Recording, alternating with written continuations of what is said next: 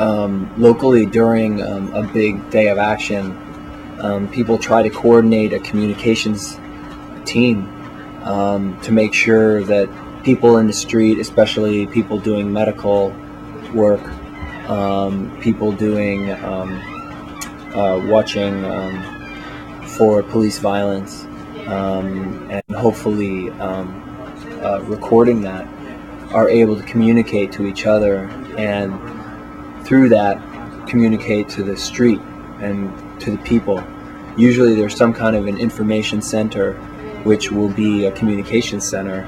and we'll be able to have some radio equipment there that can communicate to a large group of people all spread out over a city. And hopefully from that, with radios and cellular phones out in the street, we can take that one piece of electronic equipment, and then that will go to an affinity group, and then that affinity group would hopefully be able to make ways to communicate to other affinity groups. And sometimes we use bicycles. It's an excellent way to disseminate that information so that there aren't hierarchies created by the people who are able to have this communication equipment, because it's expensive equipment, and finding ways to make sure that information goes from that one person with a radio outward to the street, and that it works the same way in reverse. I know a lot of people in Prague where they would have larger affinity groups, and they would have one spokesperson who could speak a few languages, who would be the person who would go and talk to the communications, and so that if something was happening, they knew who to talk to get help, to get a medic, to get if we were being attacked by police, to get more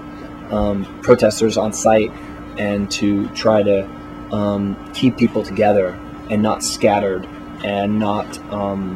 cut off the way the police try to do again and again, to try to stay together and stay in solidarity and work together and talk to each other, and to stop rumors and to maintain our front as unified as possible. Well, I think we were talking about different ways that communication teams can work, where an affinity group seems like the most intelligent model, because like 8-10 people can just look at each other and immediately say, what now? They can also decide amongst themselves that one of those people is going to be communicating with other groups. We talk about the spokes council, where 100 people, there's one spokesperson for each affinity group. Once again, that's only a group of 10 people that comes together to make the decision. Sometimes there's not even time for that, but you have to learn how to also, before you go into the streets, make decisions about what the possibilities are. Talk about what the possibilities are. Get to know each other. Develop a trust amongst each other, so that when you're in the streets, you'll be able to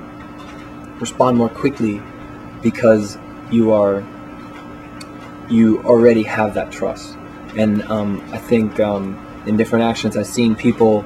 send their spokesperson or their representative, and then all those people will meet and